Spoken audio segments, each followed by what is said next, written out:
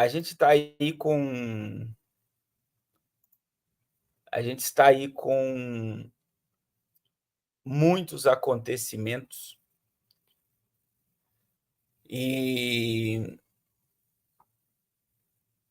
a gente está com uma festa, irmãos. Eu quero mostrar para vocês, vou começar por essa festa gótica. Tem alguém aqui que foi gótico quando era adolescente?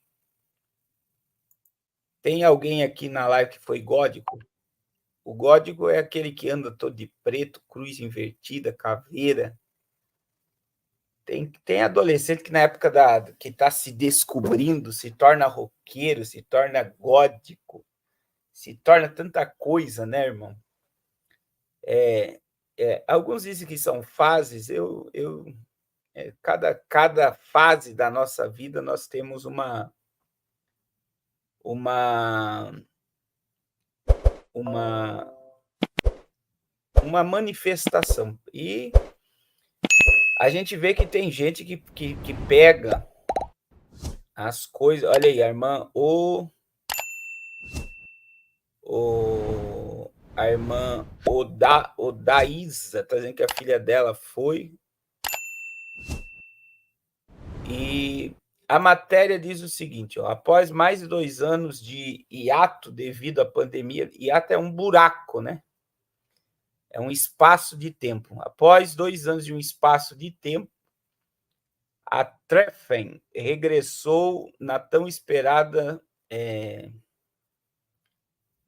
edição com suas características ímpares, que justificam o título maior festival gótico do mundo. Esse festival anual, em geral, para música sombria e arte. A Alemanha, mais de 150 bandas e artistas de vários estilos e gêneros musicais, rock, gótico, EBM, gothic metal e tantos outros, electrogótico, música experimental industrial, em duração de 4 dias. O festival também tem barracas com produtos medievais góticos e culturais todos os anos. Milhares de pessoas de todos os lugares do mundo se juntam neste, que é considerado o maior festival de cultura gótica a nível mundial. É um vídeo, olha só como é que o povo se veste e participa. Olha só como é que o povo se veste e participa.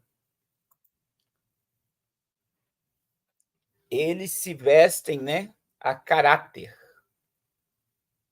A caráter.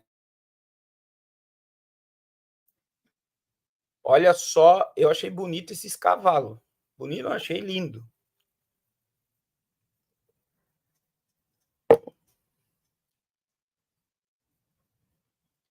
E pela própria matéria, irmãos, você vê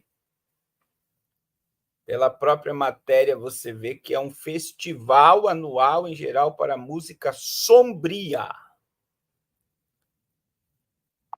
Então, é um culto às sombras, à escuridão. E, biblicamente, quem é o príncipe das trevas? Biblicamente, quem é o príncipe das trevas?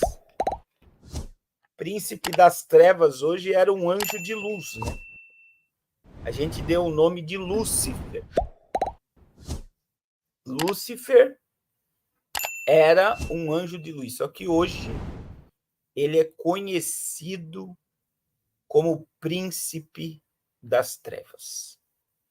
E vocês sabem, né, que em São Paulo, ali na Dutra, eu acredito que já inaugurou a igreja de Lúcifer, né?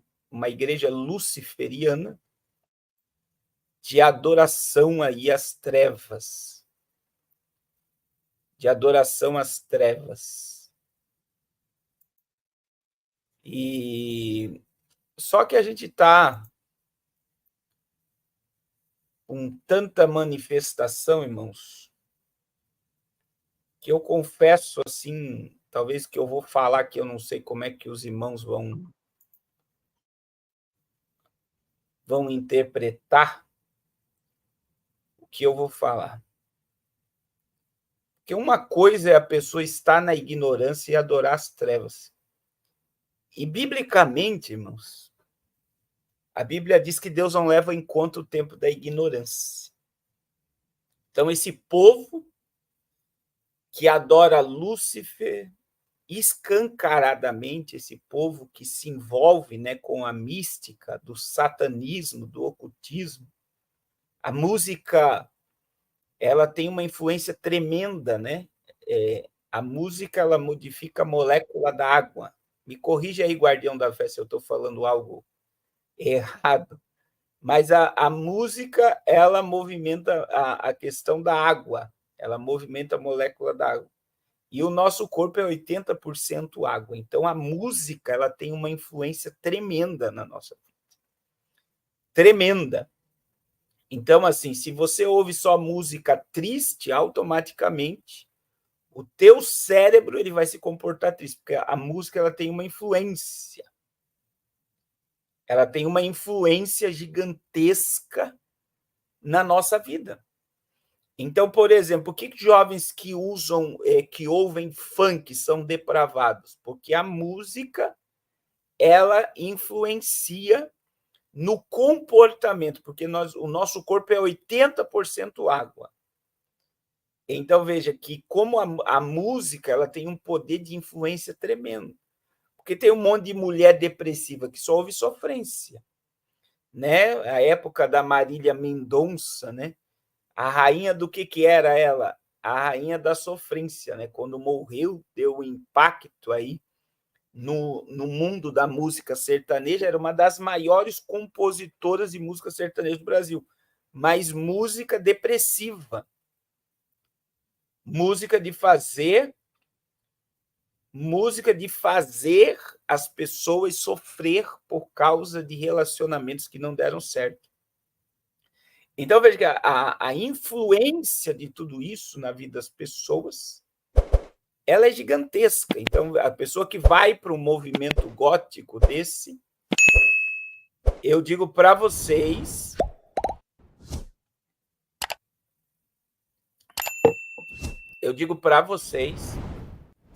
que essas pessoas são influenciadas, é a cultura delas. Só que essas pessoas, biblicamente, elas estão na ignorância.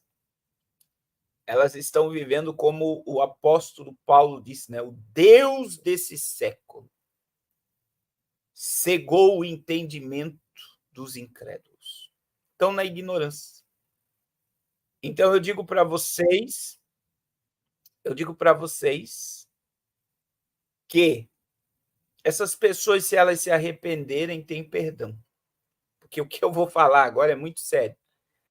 Só que a minha preocupação com esse povo é orar por eles para que eles venham ter um encontro com Jesus e ser libertos.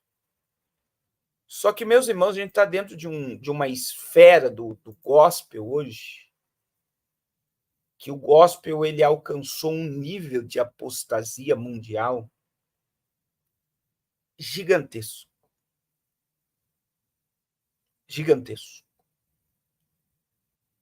Eu digo para vocês, um dia eu vou falar sobre música com vocês, porque a música, por exemplo, as músicas que são tocadas em rádio,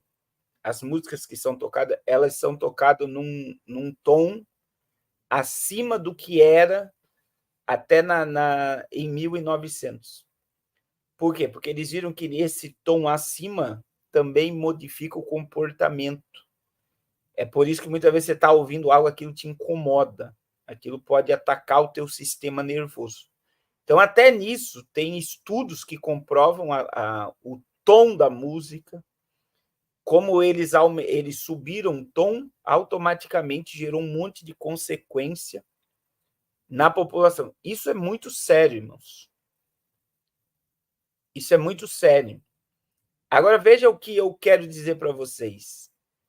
O povo que está no mundo, que está na ignorância, que nunca teve um encontro com Jesus, que nunca adorou Jesus, eles podem ter um encontro com Deus e se converter. Agora eu pergunto para vocês, como converter um pastor desviado e uma igreja desviada? Alguém pode me dizer aqui por quê? Porque o pastor desviado e a igreja desviada, eles acham que tem Jesus.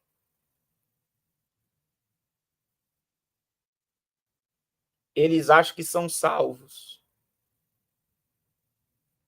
Eles acham que fazem parte do reino dos céus.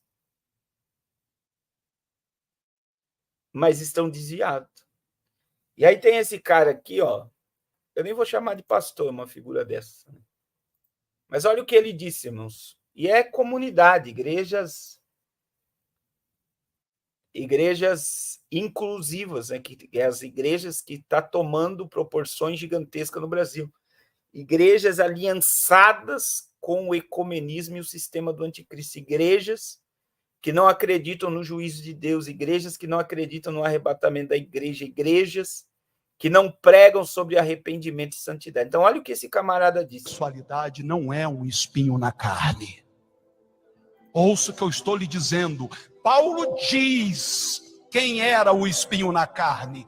Ele diz, um mensageiro de Satanás é que vem me esbofetear. Essa expressão esbofetear é jogar na cara. Olha só. Você quer saber o que é o espinho na carne de um homossexual?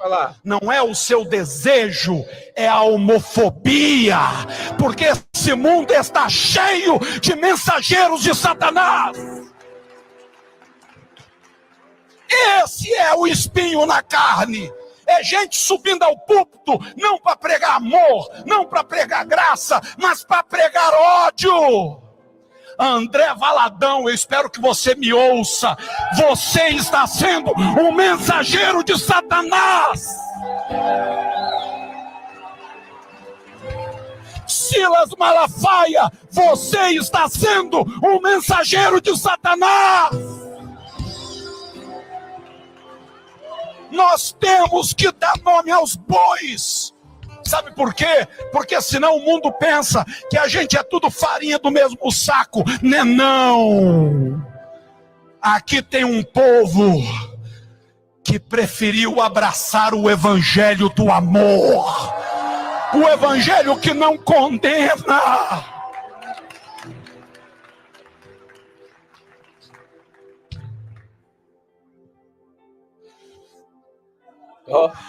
Alguém hoje vai tirar a vida por causa de um mensageiro de Satanás. Pais vão colocar filhos para fora de casa por causa de um mensageiro de Satanás. Não sou eu. Aí, irmão, eu digo para você, convence ou não convence?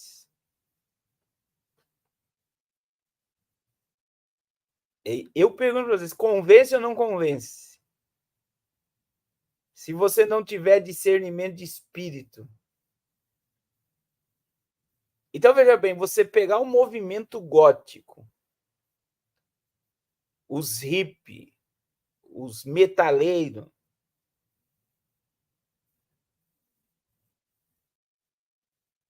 você vê que eles estão na ignorância. Agora, você ouvir Bíblia, uma interpretação, isso é uma exegese. Isso é uma exegese. Eu nem vou citar o nome dele. É uma exegese. O que é uma exegese? É você pegar um texto e extrair do texto o seu contexto com um embasamento mesmo para formar doutrina. Então, ele pega a exegese do apóstolo Paulo sobre o espinho na carne e ele diz que o espinho na carne são os mensageiros de Satanás, que são os homofó. O que eu quero dizer para vocês, irmãos? Uma coisa é você pegar um povo que está lá sem conhecer a palavra, puro, e se a palavra entrar e gerar fruto. Nós temos muitos metaleiros, nós temos muitos góticos, nós temos muitos que se converteram e são uma bênção. Agora, imagine um pastor desviado e uma igreja desviada. Deus abençoe o pastor Bernardo. O pastor Bernardo está aí na live. É através do pastor Bernardo que nós estamos aqui na Angola. O pastor Bernardo foi o canal de Deus que nos trouxe até Angola. Então, veja bem, irmãos, eu acredito que vocês estão entendendo o que eu estou falando. Você tem uma geração de gospel que estão usando a palavra de Deus para persuadir os fiéis à agenda inclusiva. Deus abençoe, irmão Jaime. Para aderir à agenda inclusiva. E eles estão difamando o caminho da verdade. Difamando o caminho da verdade. É por isso que eu volto a dizer o que eu disse alguns dias atrás,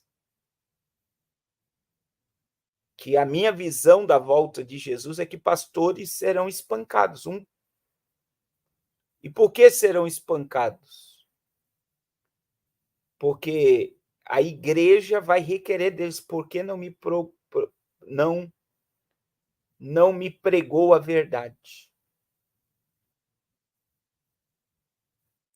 Não propagou a verdade.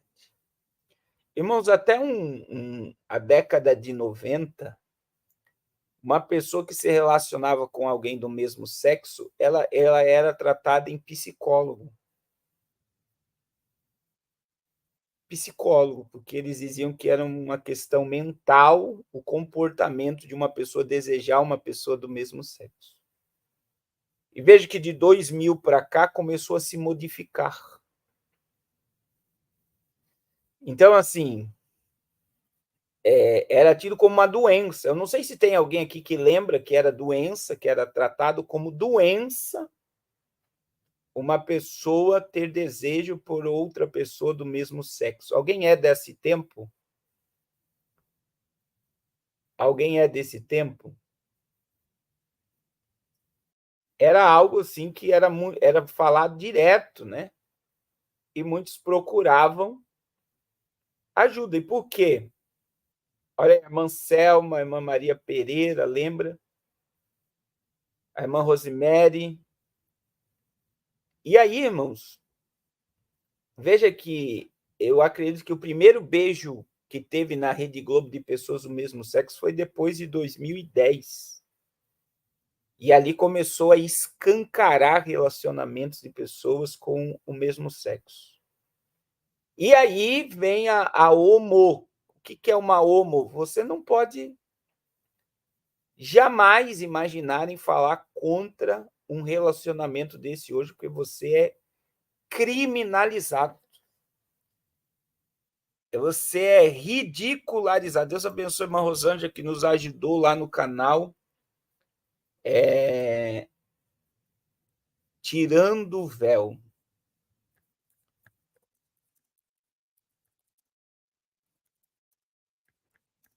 Então, agora, irmão, quer dizer, você dizer que você não concorda com um negócio desse, você é um criminoso.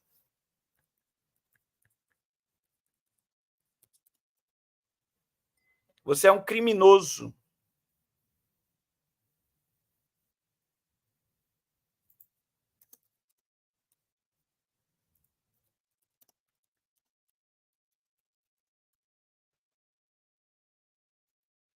Então, você se torna um criminoso agora por você pensar diferente.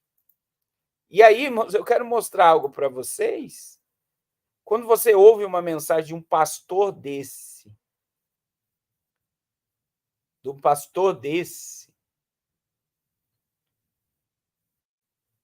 eu digo para vocês que é uma aberração um negócio desse. Por quê? Porque ele está querendo defender uma pessoa que precisa de libertação. E aí eu quero que vocês vejam isso aqui comigo, para mim não ver isso aqui sozinha, né? Para que eu não veja isso aqui sozinho. Olha só. É isso mesmo que você está lendo aí, ó. Ginecologista se recusa a atender uma mulher trans e divide opiniões na web. Agora, irmãos, o que uma ginecologista vai ver num corpo de homem? Olha só, e ela ficou braba, né? Ele ficou brabo, olha só, porque ela não quis atender, ela queria ser tratado como uma mulher, ó. Processar. Por quê? Você não faz com direito das pessoas. Não. Eu tenho o direito de escolher quem eu atendo. Você tem o direito de escolher quem você atende, mas por esse tipo de argumento você não tem. Você me humilhou na frente das pessoas. Não te humilhei, não te humilhei. Eu não sou homem. Eu vou te processar. Olha aí. Agora, irmãos, o que uma ginecologista vai ver num corpo de homem? Alguém pode me explicar aqui o que um homem foi fazer no ginecologista?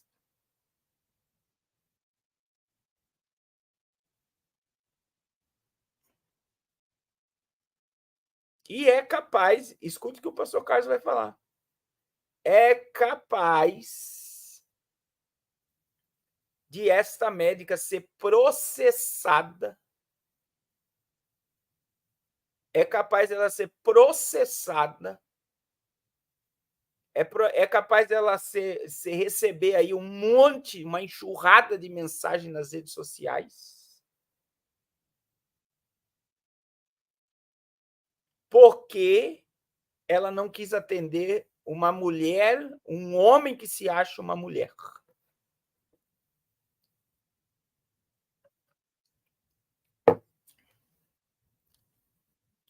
E aí eu pergunto, o que esperar da reação de um Deus santo? Me responda, meu irmão. Nós servimos um Deus santo.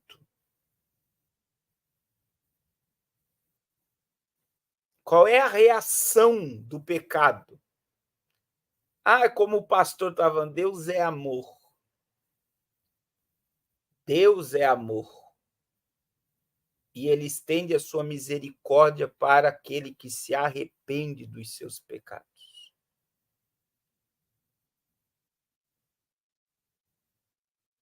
E eles estão criando leis para que professores que não queiram ensinar a agenda ideológica, para que médicos que não queiram atender casos como esse, para ele ser processado e perder o direito. Por quê? Porque todos são obrigados agora a entender que a gente tem que respeitar. Irmão, e será que eles estão dispostos a respeitar a minha opinião? É isso que eu quero que vocês entendam. Eu tenho uma opinião. A minha opinião, com embasamento científico, com embasamento na minha fé, na minha crença, a minha opinião não vale de nada. A única opinião que vale é o que eles dizem que deve acontecer e deve ser. Então, você não tem poder de opinar. E o que eles vão dizer que você é? Você é um homofó. Você não presta. Você é carregado de ódio. Você não tem amor. Irmãos, Deus ama. Mas a Bíblia diz, em Atos capítulo 3, versículo 19, convertei-vos e arrependei-vos, para que sejam apagados os vossos pecados. Jesus disse em João, capítulo de número 3, para Nicodemos: quem não nascer de novo não entra no reino de Deus. Não entra no reino de Deus. E quem nasce de novo não tem prazer para o pecado. Irmãos, quando nós lemos Romanos capítulo 6, o apóstolo Paulo ele faz um discurso sobre o domínio do pecado. Pega uma Bíblia para mim. O domínio do pecado. Não precisa, não precisa. Sobre o corpo. Olha o que diz, vamos lá.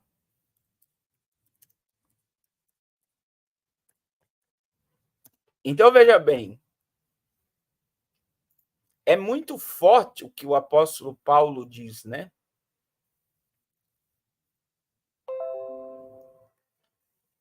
Porque ele vai dar uma doutrina que aquele que nasce de novo, ele abandona as práticas do pecado. Eu vou ler só alguns versículos aqui com você, mas só para você entender que este evangelho inclusivo, que essa sociedade podre quer nos fazer aceitar, aquilo que jamais poderia ser aceito por qualquer um, jamais deveria ser divulgado numa rede social, jamais deveria ser forçado a sociedade a mudar o comportamento patriarcal de pai, mãe, filho, família, mas eles estão fazendo o povo engolir, e o que é forte demais é que tem milhares de pastores que já aceitaram essa miséria. Tem muito gospel que acha que tudo isso não tem nada a ver. São pessoas que profanaram o caminho da verdade, são pessoas que desviaram, são pessoas que se apostataram, se afastaram da verdade. Aí olha o que diz Paulo aqui em Romanos 6, deixa eu até aumentar aqui para você ler comigo. Eu vou ler do verso 11 a seguir, ó, Romanos 6, 11. Mas claro que isso é impossível, nosso velho modo de viver foi pregado na cruz com Cristo. Deixa eu pegar outra tradução aqui, não gostei dessa, deixa eu pegar essa aqui.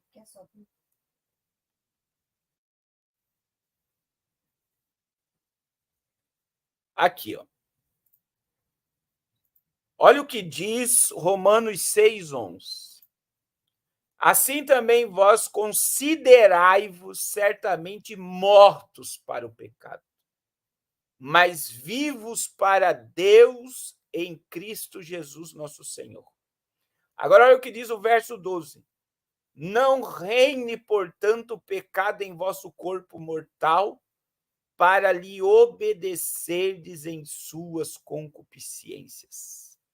Nem tampouco apresentei os vossos membros ao pecado por um instrumento de iniquidade, mas apresentai-vos a Deus como vivos dentre os mortos, e os vossos membros a Deus como instrumento de justiça.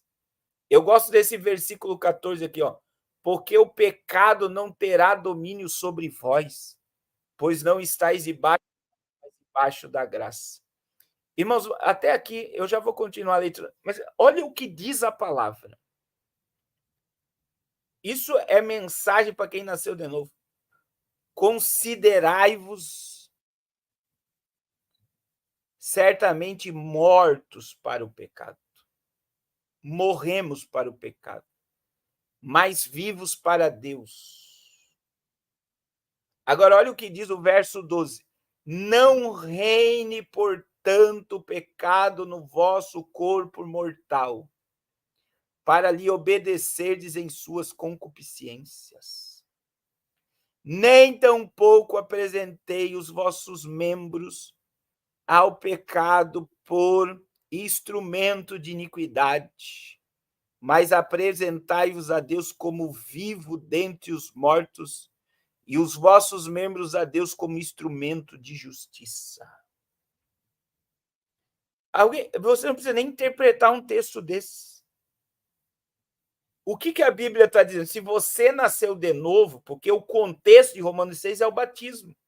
Se você sepultou matou a tua velha criatura no Calvário e nas águas, se você nasceu de novo, você não é mais dominado pelo pecado. O teu corpo, os teus membros não são mais dominados, não reine. É isso que está dizendo o verso, não reine, portanto, o pecado no vosso corpo mortal. Não domine. Aí olha o que diz, irmãos. Olha o que diz a palavra. Não apresente os vossos membros ao pecado por instrumento de iniquidade. O meu corpo é templo do Espírito.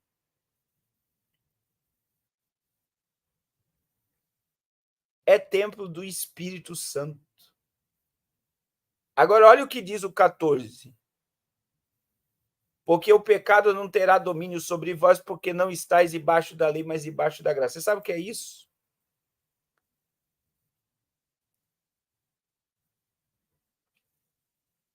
Você sabe o que é isso? Eu vou parar por aqui. A Bíblia está dizendo que nós continuaremos pecando. Mas eu não sou mais escravo do pecado, eu sou escravo da graça de Deus. Eu sou escravo da graça de Deus. Eu sou escravo da graça de Deus.